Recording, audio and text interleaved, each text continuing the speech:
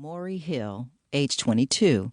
And as it was to be our fate, on July 3, 2 years later, we were separated after having our last birthday together the day before. Abandoned, maybe orphaned, I was soon adopted. Koby wasn't. That's how he still got to keep our biological mother's last name, or our father's. We weren't sure about that either because we knew nothing about him, yet. Koby had grown up in foster care. I didn't find out about him until he showed up at my door, a DNA kit in hand. Just to make sure, he'd said. But standing there looking at each other, neither one of us had any doubt. We knew right then that there was an incontrovertible bond between us, and the resemblance was obvious. We had no idea whom we looked like, but we definitely looked like each other. Light skin, full lips, big eyes, and long lashes. He was taller than me by nearly a half a foot, one of our few differences. Our hair was sandy brown, and it had Koby questioning if we were biracial. Then his DNA came back, knocking that idea down. According to our countries of origin, we were black. We found each other shortly after my dad died. Koby's appearance in my life was just what I needed to pull me through my grief. My father had left me a little nest egg, and with Koby's help, we found my house in Timberlake after I landed the library job. That was when I first found out that my twin brother was a phenomenal chef. He'd come over and hang out, cook me food, and borrow from my bookshelf as if it were a part of the county's library system.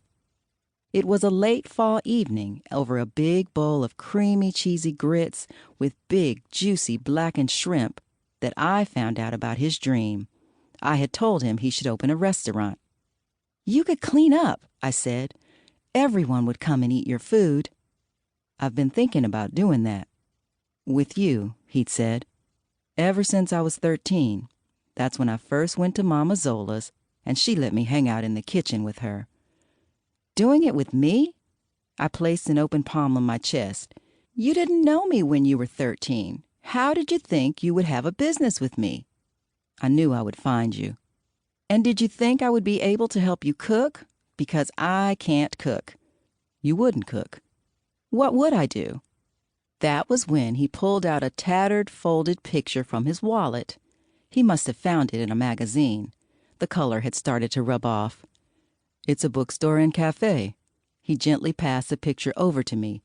"A soul food cafe." "A bookstore cafe?" "No, a bookstore and a cafe. One business, two sides. You would run the bookstore, which is perfect for you. I would run the restaurant." I stared down at the picture. An archway separated the two sides, but books were everywhere. "And did you know at 13 I was going to be a librarian?" "I learned to cook, but my love of books was innate." He touched his heart. "I was sure you'd have that same love, too." And he was right. My love of books came from deep inside. Going to the library was one of my first memories. Koby had had a clear vision for books and biscuits. It had been his idea in the first place. And even though I had just started my first job as a librarian, it didn't take much for him to talk me into it. I could hear my father, who at the time hadn't too long before become my guardian angel, telling me to go ahead, spread my wings, because he knew I was ready to take on the world. Koby had known about me all along, and after that conversation, I found that once he learned about me, he'd made plans for our lives to be spent together. Sure, he didn't know my name, but he knew I was somewhere out there. That was thanks to Reef Jeffries, the man who'd been stopping by to help us get our new soul food and book cafe up and running.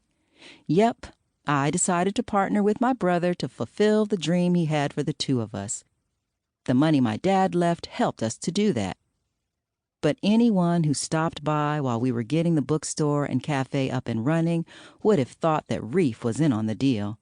He was always dropping by, and usually, like now, it ended with him eating up whatever Koby was working on in the kitchen. 6 years older than us, Reef had remembered that when Koby came to the group home, he hadn't come alone. A sister had been with him.